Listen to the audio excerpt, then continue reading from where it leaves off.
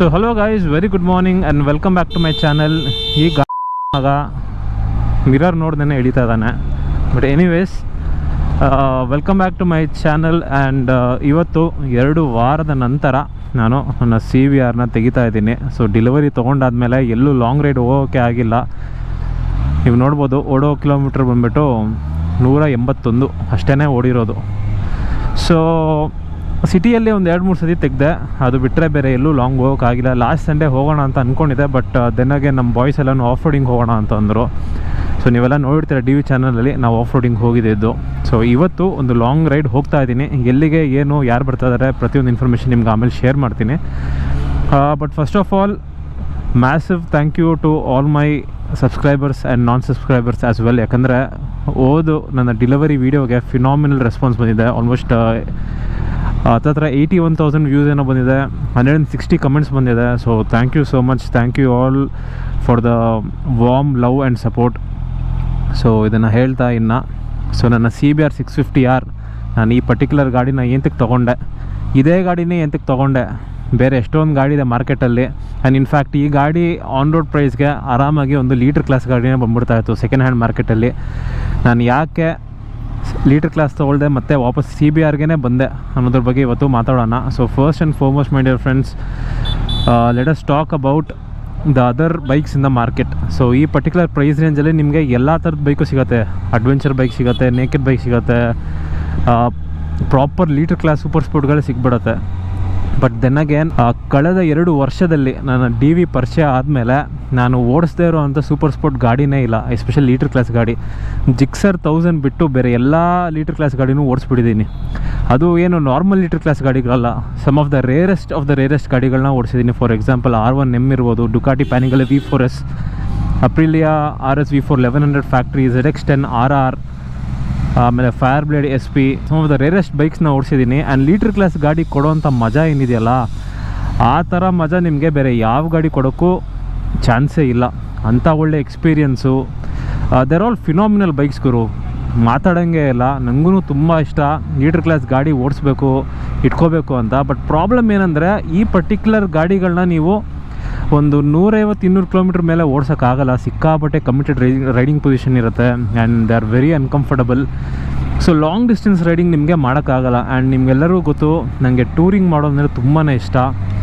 So litre class ಗಾಡಿ ತೊಗೋಬೋದು, litre class ಗಾಡಿ ಅಥವಾ ಯಾವ್ದಾದ್ರು ಮಿಡ್ಲ್ ವೇಟ್ ಸೂಪರ್ ಸ್ಪೋರ್ಟೇ ತೊಗೋಬೋದಾಗಿತ್ತು. ಬಟ್ ದೆನ್ ಅಗೇನ್, ಆ ಕಂಫರ್ಟ್ ಫ್ಯಾಕ್ಟ್ರನ್ನ ಒಂದು ಕನ್ಸಿಡರ್ ಮಾಡಿದ್ರೆ it does not make sense. ನನಗೆ ಓಡಿಸಿದ್ರೆ ಒಂದು ಸ್ಟ್ರೆಚ್ಚಲ್ಲಿ 350-400 ಕಿಲೋಮೀಟ್ರು ಅಥವಾ 600 ಕಿಲೋಮೀಟ್ರು. ನೀವೇ ರೀಸೆಂಟಾಗಿ ನೋಡಿದ್ರಲ್ಲ, R3 ಮೊನ್ನೆ ರಾಮೇಶ್ವರಂಗೆ ಹೋಗಿ ಬಂದೆ. ಸೊ ಆ ಥರ ಲಾಂಗ್ ರೈಡ್ಸ್ ಮಾಡೋಕ್ಕೆ ನನಗೆ ತುಂಬ ಇಷ್ಟ. ಸೊ ಅದರಿಂದ ನಾನು ಲೀಟ್ರ್ ಕ್ಲಾಸ್ ಗಾಡಿನ ಕನ್ಸಿಡರ್ ಮಾಡಿಲ್ಲ. ಇನ್ನು ಅದು ಬಿಟ್ಟರೆ ADV ಗಾಡಿಗಳು. ಸೊ ADV ಗಾಡಿಗಳು ತೊಗೋಬೋದಾಗಿತ್ತು. They are very comfortable, powerful, ಒಳ್ಳೆ ಕ್ರೂಸಿಂಗ್ ಮಾಡ್ಬೋದು. 600 ಕಿಲೋಮೀಟ್ರ್ ಏನು 1000 ಕಿಲೋಮೀಟ್ರ್ ಬೇಕಾದ್ರೆ ಒಂದು ದಿನದಲ್ಲೇ ಓಡಿಸ್ಬೋದು ಅಂಥ ಗಾಡಿಗಳು. ಬಟ್ ದೆನ್ ಅಗೇನ್, ನನಗೆ ಕಾರ್ನರಿಂಗ್ ಮಾಡೋದಂದರೆ ತುಂಬಾ ಇಷ್ಟ. ನೀವು ನನ್ನ ಹಳೆ ವೀಡಿಯೋಸಲ್ಲಿ ನೋಡ್ತೀರಾ, ನಾನು ಕಾರ್ನರ್ಸಲ್ಲಿ ತುಂಬಾ ಎಂಜಾಯ್ ಮಾಡ್ತೀನಿ ಗಾಡಿ ಓಡಿಸೋದನ್ನು. ಸೊ ಈ ADV ಗಾಡಿಗಳು ಎಷ್ಟೇ ಕಂಫರ್ಟಬಲ್, ಎಷ್ಟೇ ಪವರ್ಫುಲ್ ಆಗಿದ್ರು, ಕಾರ್ನರ್ಸಲ್ಲಿ ಆ ಮಜಾ ಕೊಡೋಲ್ಲ. ಆ ನೋಸ್ ಡೈವ್ ಇರುತ್ತೆ, ಒಂದು ಸ್ವಲ್ಪ ಅನ್ಸೆಟ್ಲಿಂಗ್ ಆಗಿರುತ್ತೆ, ಆ ಡೈನಾಮಿಕ್ಸ್ ಸಿಗೋದಿಲ್ಲ ನಿಮಗೆ.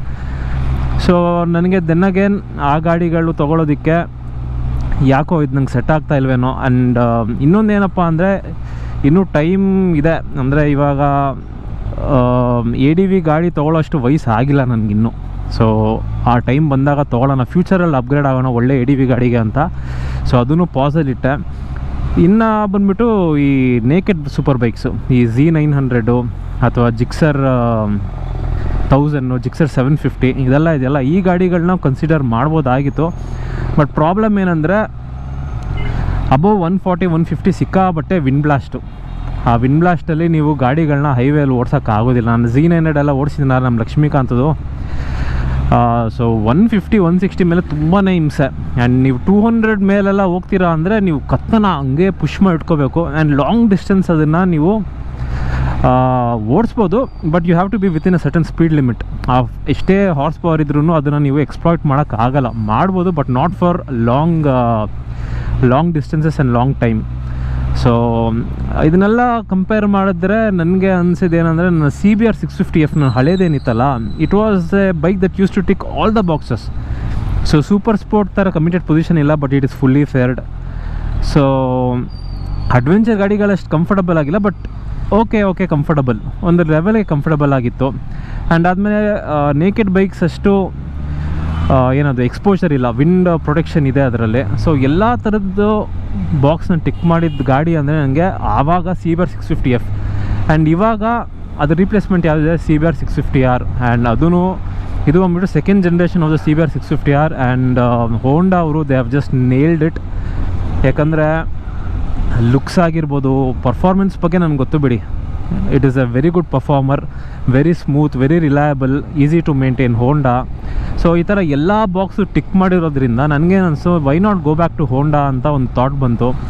ಆ್ಯಂಡ್ ಯಾವಾಗ ಈ ಪರ್ಟಿಕ್ಯುಲರ್ ಗಾಡಿನ ನಾನು ಇನ್ ಪರ್ಸನ್ ಫಸ್ಟ್ ಟೈಮ್ ನೋಡಿದ್ನಲ್ಲ, ಆವಾಗಲೇ ನಾನು ಈ ಗಾಡಿಗೆ ಫಿದಾ ಆಗಿಬಿಟ್ಟೆ. ಸೊ ಈ ಗಾಡಿನ ತೊಗೊಳ್ಳೇಬೇಕು ಅಂತ ಡಿಸೈಡ್ ಮಾಡಿ ಆ್ಯಂಡ್ R3ನ ಸೇಲ್ ಮಾಡಿ, ಅದಾದಮೇಲೆ ನಿಮಗೆ ಗೊತ್ತು ಫಟ್ ಅಂತ ಗಾಡಿ ಸಿಕ್ತು. ಸೊ ನನ್ನ ಅದೃಷ್ಟಕ್ಕೆ ಏನಂದರೆ ಆಯುಷ್ ಅವರು ವಿತಿನ್ 1 ವೀಕಲ್ಲಿ ಈ ಗಾಡಿನ ಅರೇಂಜ್ ಮಾಡಿ ಕೊಟ್ಟರು ನನಗೆ.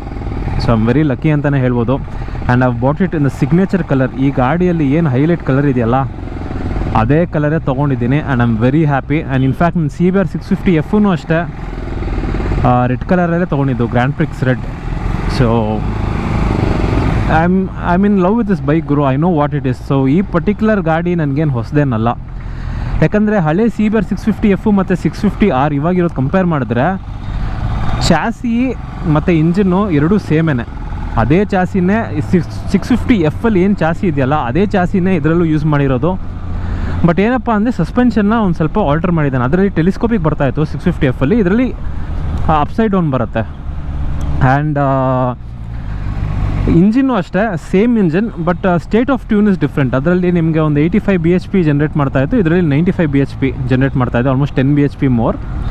ಅದು ಬಿಟ್ಟರೆ it is all the same in terms of engine and chassis ಮಾತ್ರ ನಾನು ಹೇಳ್ತಾ ಇರೋದು. Body work is completely revised, ಒಂಥರ ಒಂದು ಬೇಬಿ ಫೈರ್ ಬ್ಲೇಡ್ ಥರ ಮಾಡಿದ್ದಾನೆ.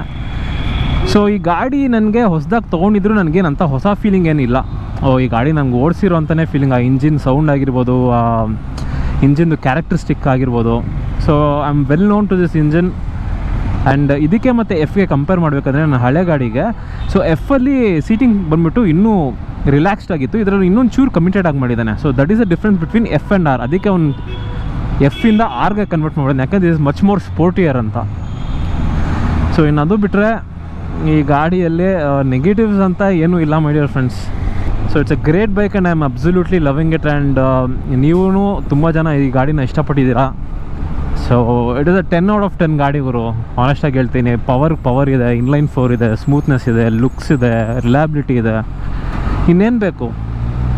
ಸೊ ಎಲ್ಲ ಬಾಕ್ಸು ಟಿಕ್ ಮಾಡೋಂಥ ಗಾಡಿ ಇದು ಮಾರ್ಕೆಟಲ್ಲಿ. ಈ ಥರ ಒಂದು ಗಾಡಿ ಐ ಡೋಂಟ್ ಥಿಂಕ್ ರೈಟ್ ನಾವು ಇಂಡಿಯನ್ ಮಾರ್ಕೆಟಲ್ಲಿ ಇಟ್ ಇಸ್ ಪ್ರೆಸೆಂಟ್. ದ ಡೇಟೋನ 660 ಅಂತ ಇದೆ, ಒಳ್ಳೆ ಗಾಡಿನೇ ಇಲ್ಲ ಅಂತ ಹೇಳ್ತಾ ಇಲ್ಲ. ಬಟ್ ದೆನಗೇನು ಅದು ಲುಕ್ಸು ಏನೋ ಒಂಥರ ತುಂಬಾ ಸಟಲ್ ಆಗಿದೆ, ಅಷ್ಟು ಅಗ್ರೆಸಿವ್ ಲುಕ್ಸ್ ಇಲ್ಲ. ಈ 650Rಗಿರೋ ಅಷ್ಟು ಲುಕ್ಸ್ ಇಲ್ಲ ಅದರಲ್ಲಿ. ಸೊ ಐ ಹೋಪ್ ನಿಮಗೆ ಒಂದು ಕ್ಲಾರಿಟಿ ಬಂದಿದೆ ಅನಿಸುತ್ತೆ ನಾನು ಏನಕ್ಕೆ 650R ತೊಗೊಂಡಿದ್ದೀನಿ ಅಂತ. ಆ್ಯಂಡ್ ಇನ್ನೊಂದು ಇಂಪಾರ್ಟೆಂಟ್ ವಿಷಯ ಏನಂದರೆ, ನಾನು ಈ ಗಾಡಿನ ಒಂದು ಸ್ವಲ್ಪ ಲಾಂಗ್ ಟೈಮ್ ಇಟ್ಕೋಬೇಕು ಅಂತ ಪ್ಲ್ಯಾನ್ ಮಾಡಿ ತೊಗೊಂಡಿರೋದು. ಸೊ ಅದಕ್ಕೆ I went for a brand new one. ಸೆಕೆಂಡ್ಸಲ್ಲೂ ಹಳೆ ಗಾಡಿಗಳು ತೊಗೋಬೋದಾಯಿತು, ಬಟ್ ದೆನ್ ಅಗೇನ್ ನಂದು ನಿಯರ್ ಫ್ಯೂಚರಲ್ಲಿ ಯಾವುದೇ ರೀತಿಯ ಬೈಕ್ ಚೇಂಜ್ ಮಾಡೋ ಪ್ಲ್ಯಾನ್ಸ್ ಇಲ್ಲ ಇವಾಗ ಸದ್ಯಕ್ಕೆ. ಸೊ ಅದರಿಂದ ಐ ಥಾಟ್ ಹೊಸ ಗಾಡಿನ ತೊಗೊಂಬಿಡೋಣ ಅಂತ ಪ್ಲ್ಯಾನ್ ಮಾಡಿ ಈ ಪರ್ಟಿಕ್ಯುಲರ್ ಗಾಡಿನ ತೊಗೊಂಡಿದ್ದೀನಿ. ಇನ್ನು ಇವತ್ತು ಒಂದು ಲಾಂಗ್ ರೈಡ್ ಹೋಗ್ತಾ ಇದ್ದೀವಿ. ಇವಾಗ ಸದ್ಯಕ್ಕೆ ನಾನು on the way to office ಇದ್ದೀನಿ. ಆಫೀಸಲ್ಲಿ ಕೆಲಸ ಮುಗಿಸ್ಕೊಂಡು DV ಜೊತೆ ನಮ್ಮ ಊರಿಗೆ ಹೋಗ್ತಾ ಇದ್ದೀನಿ, ಚಿತ್ತೂರಿಗೆ. So this is going to be exciting, ಯಾಕಂದರೆ first long ride on my CBR. So ಇನ್ನು DV ಯಾವ ಗಾಡಿಯಲ್ಲಿ ಬರ್ತಾರೆ ಆ್ಯಂಡ್ ಎಲ್ಲಿಂದ ಜರ್ನಿ ಸ್ಟಾರ್ಟ್ ಮಾಡ್ತೀವಿ ಅದೆಲ್ಲ ನೆಕ್ಸ್ಟ್ ವ್ಲಾಗಲ್ಲಿ ಇರುತ್ತೆ. So thank you so much for watching and I will see you in the next one.